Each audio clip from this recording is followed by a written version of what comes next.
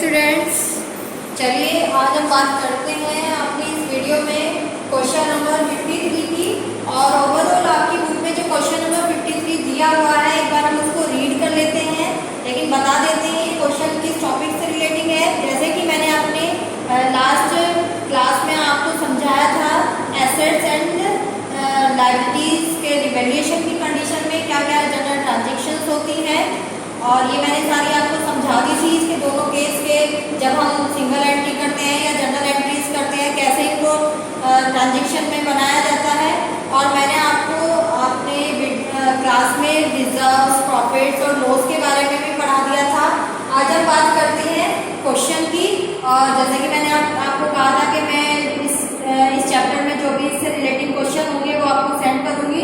तो आज मैं क्वेश्चन नंबर 53 और 54 इन दोनों का सॉल्यूशन आपको दूंगी। तो क्वेश्चन नंबर 53 की बात करते हैं। क्वेश्चन नंबर 53 में कौन कौन है यहाँ पर?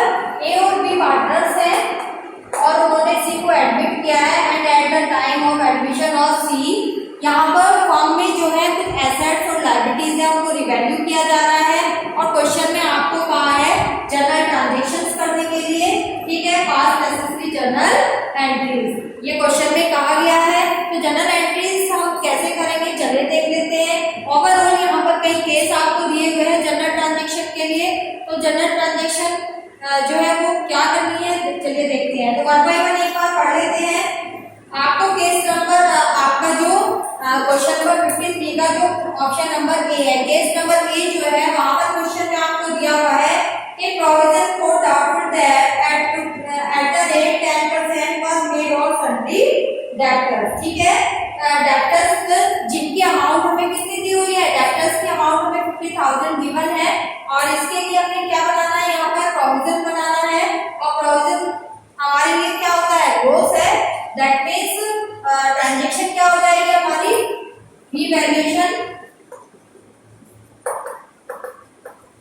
Account debit and to provision for doubtful debt, ठीक है। ये ट्रांजेक्शन हम यहाँ पर करेंगे और यहाँ पर आपकी जो अमाउंट आ जाएगी उसको भी कैलकुलेट कर लेते हैं। ओवरऑल कितने अमाउंट से हमारे डेब्टर्स है, यहाँ पर 50,000 है और इंटू टैब यहाँ पर हम करेंगे। तो यहाँ पर हमारे पास में अमाउंट आ जाती है निकालकर 5,000, ठीक है। 5,000 से आपने क्या करना है, यहाँ पर डेब्टर्स पर प्रोविजन बनाना है, जो अमाउंट आ जाती है 5,000। ओवरऑल देखते हैं केस नंबर सेकंड में क्या कहा है हमें। केस नंबर सेकंड में कहा है क्रेडिटर्स पर रिटर्न बैक बाय ₹5,000, यानी कि क्रेडिटर्स जो कि हमारी लायबिलिटी होता है और अब हमें क्या करना है, उनको रिटर्न बैक करना है।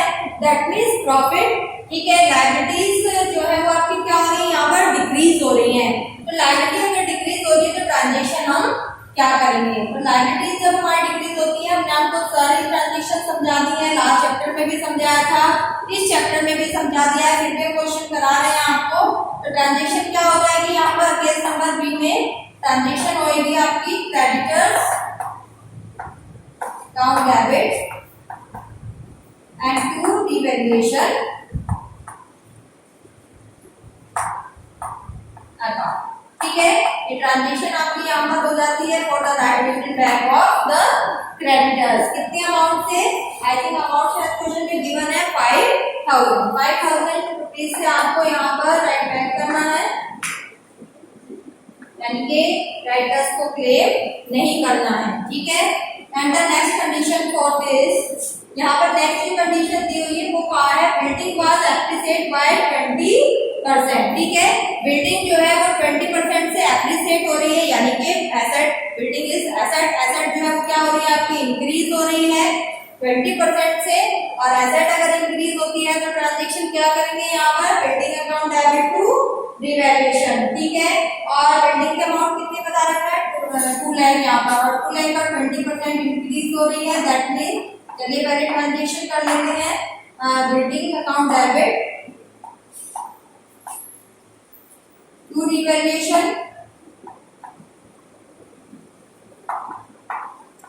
अकाउंट, ठीक है। ये ट्रांजेक्शन हमारी for the appreciation of the building, ठीक है। बिल्डिंग की वैल्यू कितनी बता रखा है क्वेश्चन में, 2 लाख। वैल्यू कहाँ है, इसका 20% जो है वो आपको क्या कर देना है, एप्रिसिएशन, यानी कि 40,000, ठीक है। बिल्डिंग की वैल्यू 40,000 रुपीज से क्या हो गई आपकी, इंक्रीज हो गई है, ठीक है। तो ट्रांजेक्शन हम ये कर देंगे। And in case number D, case number D में क्या कहा है ये भी देख लेते हैं। केस नंबर डी में इन्वेस्टमेंट जो कि अनरिकॉर्डेड बताया है, तो अनरिकॉर्डेड कोई भी एसेट होती है तो उसकी ट्रांजेक्शन हम क्या करते हैं, ये भी हमने आपको समझाया था, ठीक है। तो क्या कर देंगे यहाँ per transaction, unrecorded investment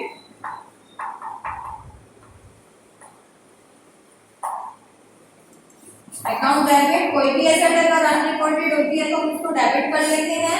and to revaluation account, ठीक है। ये ट्रांजेक्शन हमारी यहाँ पर हो जाती है फॉर द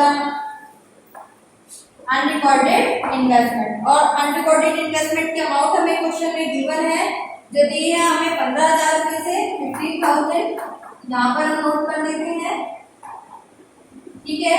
अब देखते हैं नेक्स्ट वन जो हमें क्वेश्चन में ई जो केस दिया हुआ है, ई केस में क्या कहा है, एक provision of ₹2,000 was made for the outstanding bill of repair, ठीक है। यहाँ पर आउटस्टैंडिंग बिल फॉर रिपेयर हमें बताया गया है, जिसके लिए 2000 से हमें प्रोविजन बनाना है।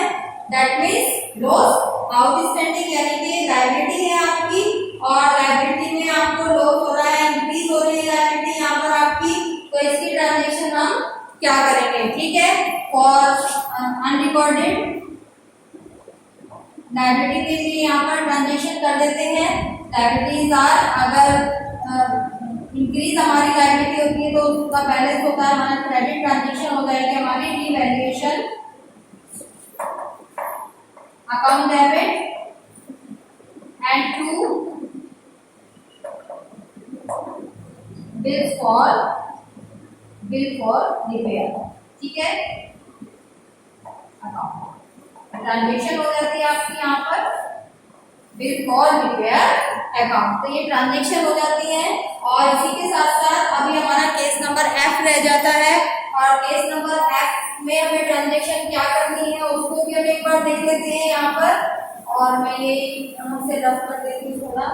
और ट्रांजेक्शन क्या होगी हमारी, क्या कहा है, अनरिकॉर्डेड लायबिलिटी। अब हमारे पास अनरिकॉर्डेड लायबिलिटी आ जाती है, तो अनरिकॉर्डेड लायबिलिटी क्वार्टर सप्लायर्स, ठीक है। तो ट्रांजेक्शन क्या कर देंगे, case number F unrecorded liability है, ट्रांजेक्शन वही रहेगी, revaluation account debit and to unrecorded liability account, ठीक है। कितनी अमाउंट हम यहाँ पर ट्रांसफर करेंगे, जितनी अमाउंट है रिकॉर्डेड है, और अनरिकॉर्डेड है हमारे पास बुक में दिया हुआ है 3,000 रुपीज से, तो 3,000 रुपीज से हम यहाँ पर अनरिकॉर्डेड लायबिलिटी को रिकॉर्ड कर लेते हैं। ओवरऑल ट्रांजेक्शन हमारी यहाँ पर कंप्लीट हो जाती है, लेकिन जब भी रिवैल्यूएशन की ट्रांजेक्शन होगी तो ओवरऑल हमें यहाँ पर क्या कैलकुलेशन करना होता है, प्रॉफिट और लॉस को हम यहाँ कैलकुलेट करते हैं। On the behalf of this हम क्या करेंगे, यहाँ पर हमारी एक ट्रांजेक्शन और होगी यहाँ पर, ठीक है। तो एक और जो हमारी ट्रांजेक्शन होगी ओवरऑल, उसके लिए हमें यहाँ पर वर्किंग भी करना पड़ेगा। तो मैं बात करती हूँ यहाँ पर सबसे पहली जो ट्रांजेक्शन थी उसमें हम यहाँ पर एक वर्किंग बना लेते हैं। चलिए, वर्किंग नोट बनाने के बाद में हमारे पास प्रॉफिट और लॉस निकल कर आ जाएगा। उसके लिए मैं क्या करती हूँ, यहाँ पर डेबिट और क्रेडिट बैलेंस में यहाँ रख लेती हूँ। ओवरऑल देखते हैं क्वेश्चन में प्रॉफिट आता है कि लॉस आता है। हमारे पास में सबसे पहली जो ट्रांजेक्शन थी उसमें लॉस दिया हुआ था 5,000 रुपीज से, ठीक है, जिसके लिए हमने पीडीडी को मेंशन किया था। मैंने यहाँ से दोनों ट्रांजेक्शन रब करती है, तो इसलिए मैं मुझे क्वेश्चन में थोड़ा देखना पड़ रहा है, ठीक है। सेकंड केस में क्रेडिटर्स हमारे जो हुए थे रिटर्न बैक यानी लायबिलिटी हमारी कम हो गई थी 5,000 रुपीज से, ठीक है। प्रॉफिट था तो हमने क्रेडिट साइड कर दिया है उसको।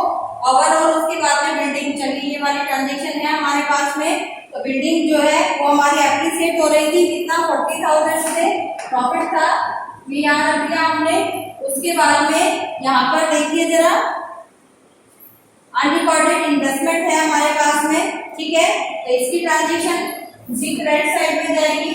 और ये 15,000 से हमारा इंक्रीज हो गया था। उसके बाद में रिवैल्यूएशन, यहाँ पर ये एक्सपेंस था हमारे पास में, और ये एक्सपेंस की अमाउंट मैंने लिखी नहीं है शायद। ये एक्सपेंस है हमारा 2000 रुपीज, ठीक है, 2000 रुपीज से है एक्सपेंस हमारा।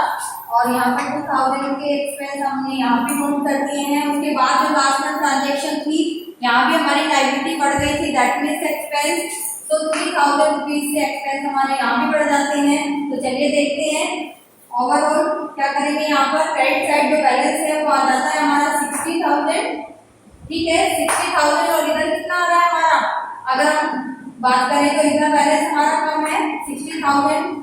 तो यहाँ पे कंप्लीट करने के लिए बैलेंस निकाल देते हैं। और बैलेंस कितना निकल कर आ रहा है यहाँ पर बैलेंस आ जाएगा हमारा निकाल के, वहाँ ये हो गया हमारा 10, यानी कि 50,000 जो बैलेंस हमारा निकल कर आ रहा है, ये बैलेंस डेबिट साइड आया है। Means profits are over than the expenditures. Means यहाँ पर क्या हो गया हमारा, ये आ गया हमारा प्रॉफिट, ठीक है।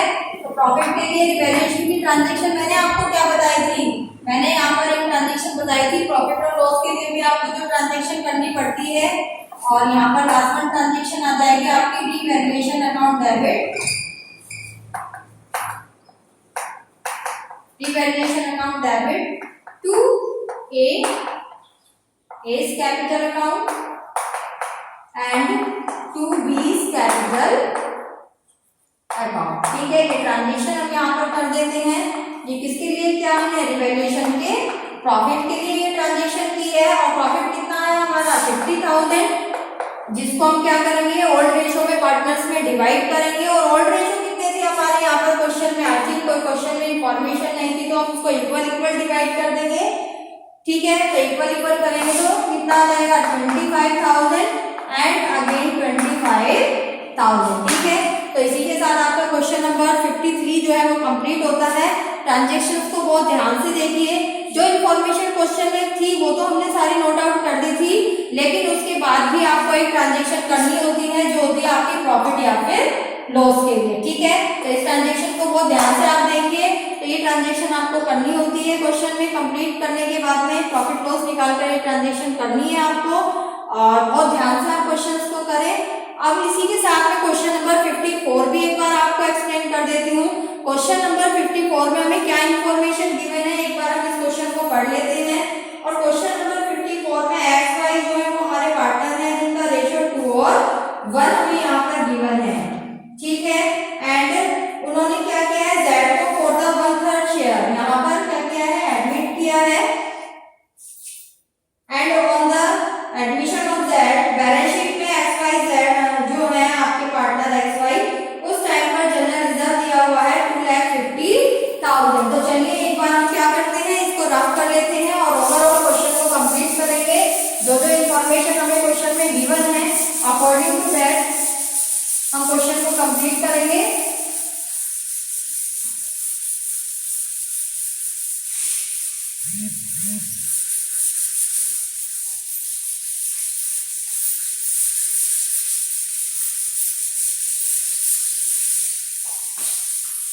क्वेश्चन नंबर 54, क्वेश्चन नंबर 54 में जो इन्फॉर्मेशन है, एक्स वाई जो है वो आपके पार्टनर है, जेड को इन्होंने 1/3 शेयर के लिए एडमिट किया है, ठीक है। और एक्स और वाई के जो रेशो है वो 2 और 1 यहाँ पर दिए हुए हैं, ठीक है। अब इस eight the time Z admission यहाँ पर जनरल रिजर्व दिखाया हुआ है 2,50,000 रुपए से, एंड एक क्रेडिट बैलेंस हो 50,000 of profit and loss account. और उसके लिए आपको क्या कहा है, जनरल एंट्रीज करने के लिए कहा है, ठीक है। और जनरल एंट्रीज करने के लिए कहा है तो क्या करेंगे, डेफिनेटली पार्टनर्स में डिस्ट्रीब्यूट करेंगे। तो यहाँ पर हम ट्रांजेक्शन दो हमें दी है, एक तो जनरल रिजर्व के लिए हमें यहाँ पर ट्रांजेक्शन दे दी है, एक प्रॉफिट एंड लॉस के लिए हमें यहाँ पर ट्रांजेक्शन दे दी है, जिसके लिए हमें क्या बताया है कि ये जो प्रॉफिट लॉस का बैलेंस है ये क्रेडिट बैलेंस बताया, दैट मीन्स प्रॉफिट डेबिट बोल देता तो लॉस, क्रेडिट बोला है तो प्रॉफिट, ठीक है। तो अब इसके लिए हमें जनरल ट्रांजेक्शन यहाँ पर करनी है, 2:1 के आपके पार्टनर्स के रेशियो है, तो ट्रांजेक्शन हम क्या करेंगे। ओवरऑल क्वेश्चन का सॉल्यूशन जो है वो क्या होगा आपका,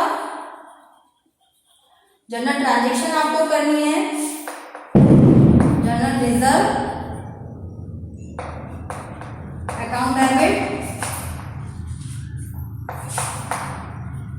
profit and loss account debit, and 2 X's capital account, and 2 Y's capital account. ठीक है, ये ट्रांजेक्शन आपकी यहाँ पर हो जाती है for the distribution of general reserve and profit and loss. तो ओवरऑल जनरल रिजर्व हमें 2,50,000 से दिया हुआ था, 2,50,000 जनरल रिजर्व आपको गिवन है और 50,000 से आपको प्रॉफिट गिवन है।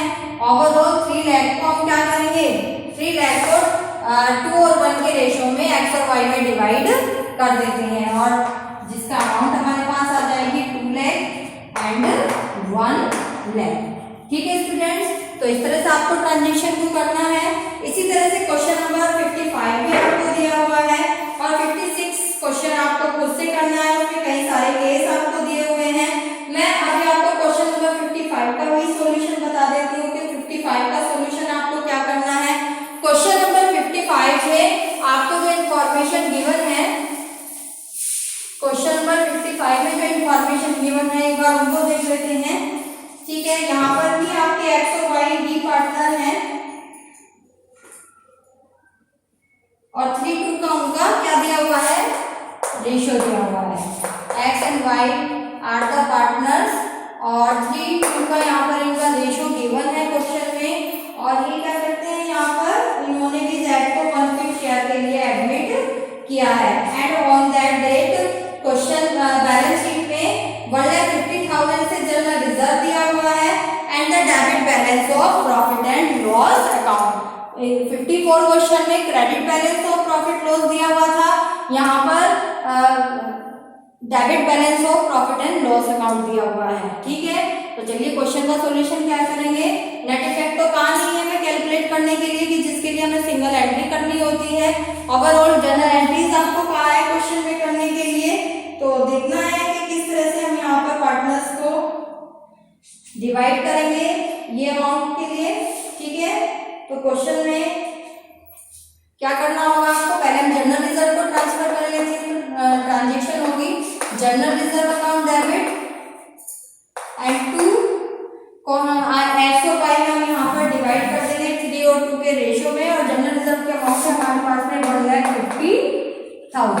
ठीक है, and 2 x capital account and 2 Y's capital account. ठीक है, 3 और 2 के रेशियो में हम इसको यहाँ पर डिवाइड कर देते हैं और 3 और 2 के रेशियो में डिवाइड करने के बाद अमाउंट आ जाएगी हमारे पास में 90,000 एंड 60,000। तो ये तो थी जनरल रिजर्व को डिवाइड करने की।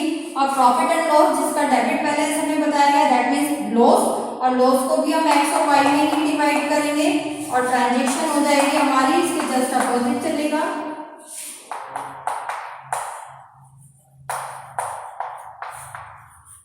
And 2 profit and loss account. ठीक है, इस तरह से आपको करना है और इसकी अमाउंट हमें कितनी दी हुई है यहाँ पर 20,000। ठीक है, 20,000 को 3:2 में डिवाइड कर देंगे तो यह आ जाएगा आपका 12,000 और 8,000। ठीक है स्टूडेंट्स, तो इस तरह से आपको इनको क्वेश्चन को करना है। क्वेश्चन नंबर 56 आपको दिया हुआ है, इस क्वेश्चन को आपको खुद से करना है और अगर आपको कहीं कोई प्रॉब्लम आती है तो आप मुझे कॉल कर सकते हैं, मैसेज भी कर सकते हैं। ठीक है स्टूडेंट्स, आप टाइम टू टाइम अपना वर्क कंप्लीट करते रहें और जो भी इंफॉर्मेशन होगी वो हम आपको जरूर देंगे। ओवरऑल इस चैप्टर में बैलेंस शीट आपको नहीं बनाना है अभी अकॉर्डिंग टू द इंफॉर्मेशन, तो इसके साथ हमारा ये चैप्टर कंप्लीट होता है। Thank you, have a nice day.